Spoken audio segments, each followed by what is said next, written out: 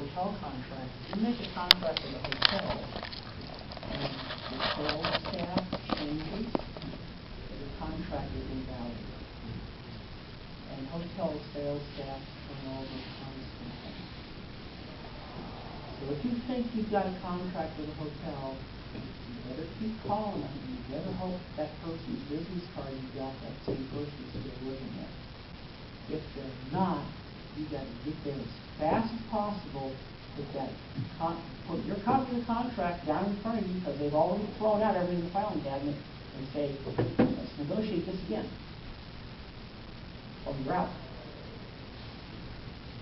And that was what happened in San Diego. Is I lost my contract person, and I couldn't get down there, and they literally tried to screw us over every way they could. I eventually threatened to take them to court, and we backed down. So the hotel really needs to be your friend, but they never start out that way. You got to convince, you got to win them over. We've won over some very nicely. We won over some. We end up with conventions where we had several conventions at this one hotel which kept changing its name. It was the Airporter, then it was the Atrium Marquis. Atrium Marquis. And it was the Atrium. Then it was the Atrium. It was the same hotel. Now it's the Atrium Gardens. And it doesn't have conventions anymore. The interior is a resort and spa. By the time we were into there for 2 years, we had their cocktail waitress. We had there was a little cocktail event that we would have to rent and get them to do his routine, because we could drink. We really wanted to drink for his routine, so we made it 21 only over. And the cocktail waitress would come in a cat suit. She'd do a whole, lingerie thing with keggers and a tail. And whiskers painted on her face. Yeah. And the hotel came up with that. What's more, we showed up, and all of the front staff of the hotel was wearing our convention shirts from the previous year. Hi! Literally, the only reason we ever left that hotel was we outgrew it again. At one point, somebody, irate customer, went to the desk and said, "What's all these people lounging all over the lobby in these costumes, and what's going on around here?" And the clerk goes, "What do you mean? These are our people." Yeah, they actually were considering expanding the hotel for us, building more facilities. They didn't want us to leave. And one year, I guess in the 70s, we pulled off the ultimate coup. We negotiated with the hotel next door for more function space and more room space. And the first thing they did was, "Well, why don't you have a convention here?" And it's like, because we have our convention there. If you want us to book rooms over here and pay you for function space, you'll do what they say, because they're the hotel in charge and you're the overflow. Okay. So we had a two-convention hotel. A two-hotel convention. Yeah, a two-hotel convention. It actually worked. I want the dealer's room that pretty much made you move hotels all the time. The dealer's room got too big, and the art show got too big. The art show, it's very lucky that I guess it was 6 or 7. The art show was at the Real 7? No. The art show at Conference 6 was a very good thing that the fire marshal did not show up.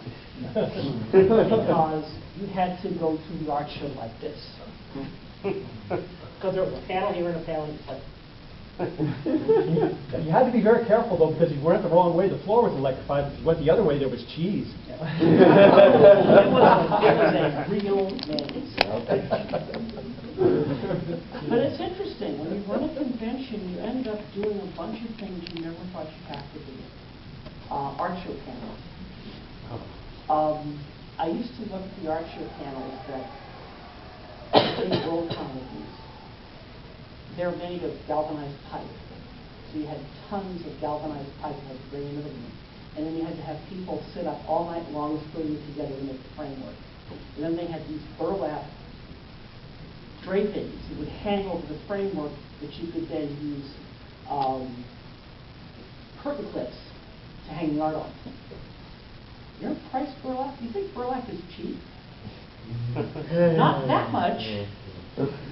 So I looked at Comic-Con, and they had some art show panels which were big, giant sawhorses that had 8.5 4x8 sheets of pegboard, like you have in a tool room where you hang your ladders, your hammers and pliers on the head. But they were gigantic. They were like 8 feet long and had legs sticking off that were permanent. So you needed to rent a truck to move them. So I had gone to a convention. I visited Rodney and Sonoma, and I went to a convention there, and they had these, they were half the size. They were 4x4 with redwood legs. So they were very, very lightweight, but you could hang a lot on them. And they had hook eyes on the end. They were offset, so you put two panels next to each other and run a piece of dowel down between the hook eyes and act like a hinge. And once you got the panels set up that way, they hold each other up. So we ended up designing and making our own art show panels for our own convention because the art show was so important that we had to be able to haul all of it in and haul all of it out and store it in as little space as possible and have the things carryable by volunteers. And those panels end up getting used by other science fiction entities like Lincoln out there. So, you know, you end up developing all sorts of stuff. The art shows. Our art shows were very, very important, but we had so many artists and so many pieces of art and complicated bidding schemes.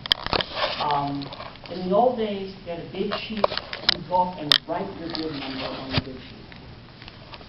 Well, sure enough, people started writing other people's bid numbers on bid sheets and screwing it up.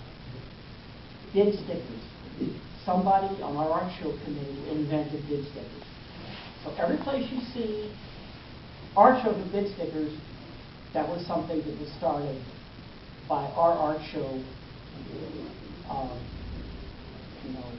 committee member, art show head at one of the conferences.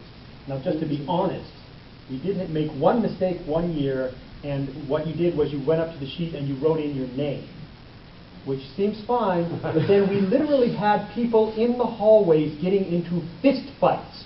Hey, I saw you're bidding on it, you're gonna... Yeah, the other thing that the bidding sticker is good for is you don't know who you're bidding against.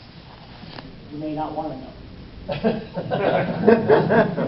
But we had a completely paper-based, even after computers, we had a completely paper-based art show document system that was foolproof, that was designed by me and another person, where we had bid sheets, we had bidder control sheets, and artist control sheets.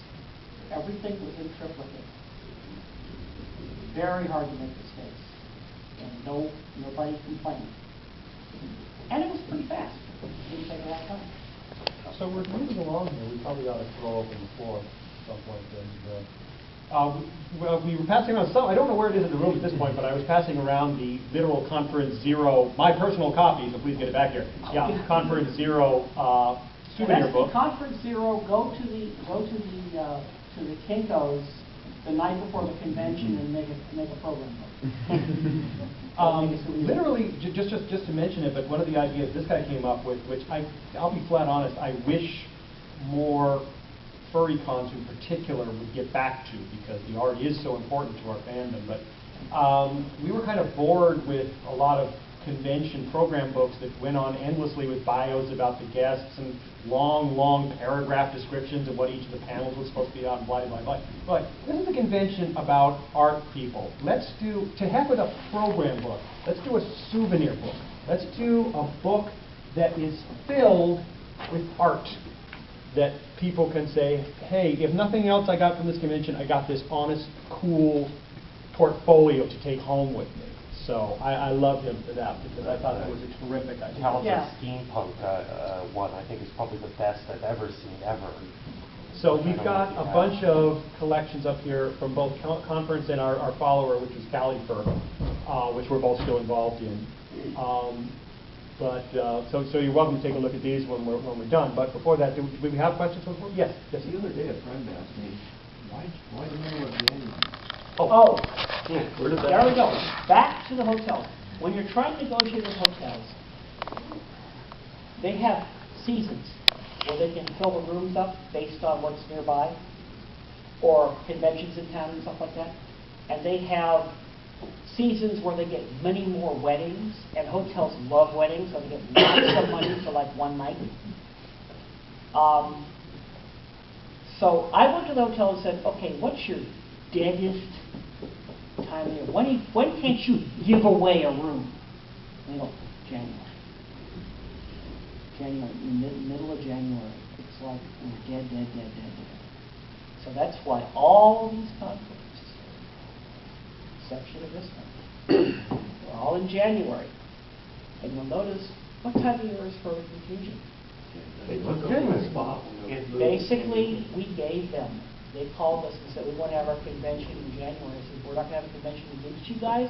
We'll move to April. And that was pretty much the death of conference. Because we moved 100 miles away from our base to San Diego.